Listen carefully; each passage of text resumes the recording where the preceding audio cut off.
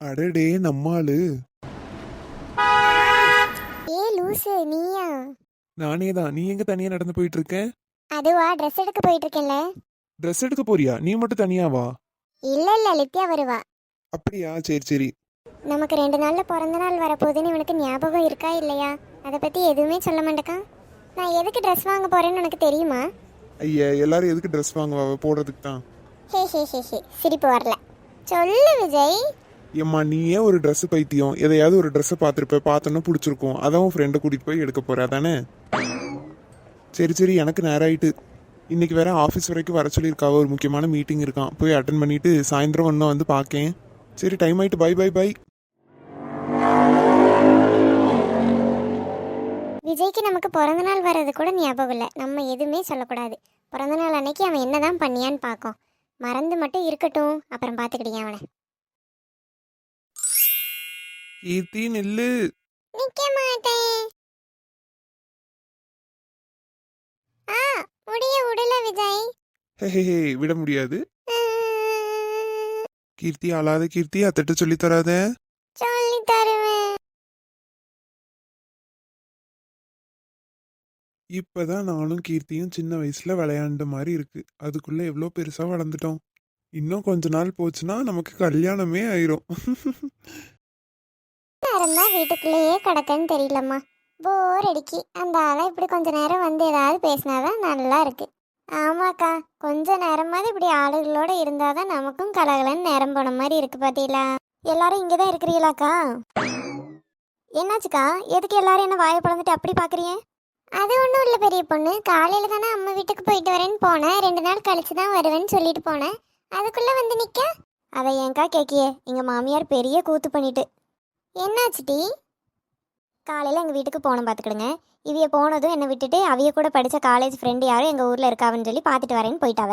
அப்புறம் நாங்களும் இருந்திருந்து பார்த்துட்டு ஆளை காணோம். பிள்ளையும் தூங்கிட்டா. நானே எங்கள் அம்மா அப்பா எல்லாம் பேசிகிட்டு இருந்தோம். பேசிகிட்டு இருக்கும்போது தான் அவைய வந்தாவ. சரின்னா எங்கள் அப்பா கூட வயலுக்கு போயிட்டு வரேன்னு சொல்லி போனாவ. போய் 5 நிமிஷம் இல்லைக்கா, உடனே எங்கள் மாமியார் ஃபோன் போட்டிருக்கு. ஃபோன் போட்டு நான் படியிலேருந்து கீழே விழுந்துட்டேன், என்னால் முடியல வான்னு சொன்ன உடனே இவைய என்ன பண்ணாவ, சரின்னு உடனே வந்து எங்கள் அம்மாக்கு இந்த மாதிரி ஆயிடுச்சு, நான் கிளம்பியேன், நீ இருந்துட்டு வான்னு சொல்ல. எங்கள் அம்மா உடனே சரி ஒத்தைக்கு நீ எப்படி மக்கா இங்கே இருப்ப, மாமியாருக்கு வேறு அந்த மாதிரி ஆயிட்டுலாம், நீ போ கூட மாட ஒத்தாசைக்கு நீ வேணும்ல, நீ போய் இன்னொரு நாள் வான்னு சொல்லி எங்கள் அம்மாவும் அனுப்பி வச்சிட்டாவ.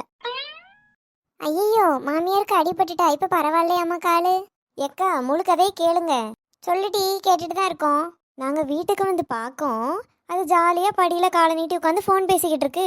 நான் சொல்ல சொல்ல கேட்காம பொண்டாட்டி பின்னாடி போயிட்டான். நான் இப்படி ஃபோன் போட்டுட்டேன், வந்துடுவான் எப்படியும், தனியாக வரமாட்டான், மருமகளை கூட்டிகிட்டு வந்துடுவான், எப்படி பிளான் பார்த்தியான்னு சொல்லி பேசிக்கிட்டு இருக்கு.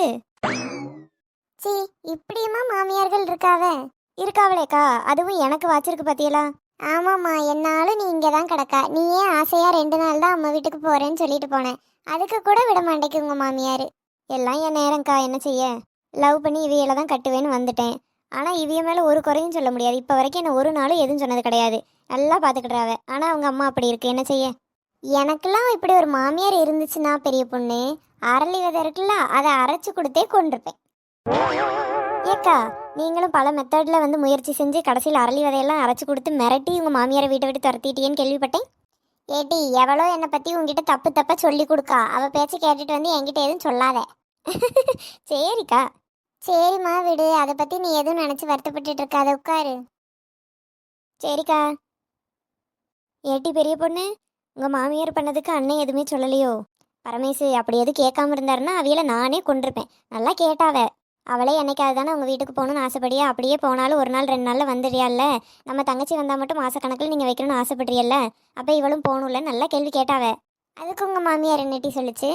அது உடனே நீலி கண்ணீரை வடிச்சிட்டு, ஐயோ மக்கா தெரியாமல் பண்ணிட்டேன், ஒரு கோவத்தில் பண்ணிட்டேன், எனக்கு இப்போ புரிஞ்சிருச்சு, என் கண்ணு திறந்துருச்சுன்னு டைலாகெல்லாம் விட்டுருச்சு. உடனே இவியலும் சரி சரி அழுகாதீங்கன்ட்டு போயிட்டாவ. அப்புறம் என்கிட்ட வந்து இனி எப்படி நீ இருக்கான்னு நான் பார்க்கேன், அது இருந்துச்சு, நான் கண்டுக்கவே இல்லை, போங்கன்ட்டு வந்துட்டேன். அவ்வளோ ஏச்சு வாங்கினாலும் திரும்ப அப்படிதான் சொல்லுது பத்தியா? அது சரியான விஷ ஜந்துக்கா. அதுலேயும் எனக்கு ஒரு நாத்தனார் காரி இருக்காளே, எம்மா வந்தா வீடு 2ஆக்காம போகவே மாண்டா.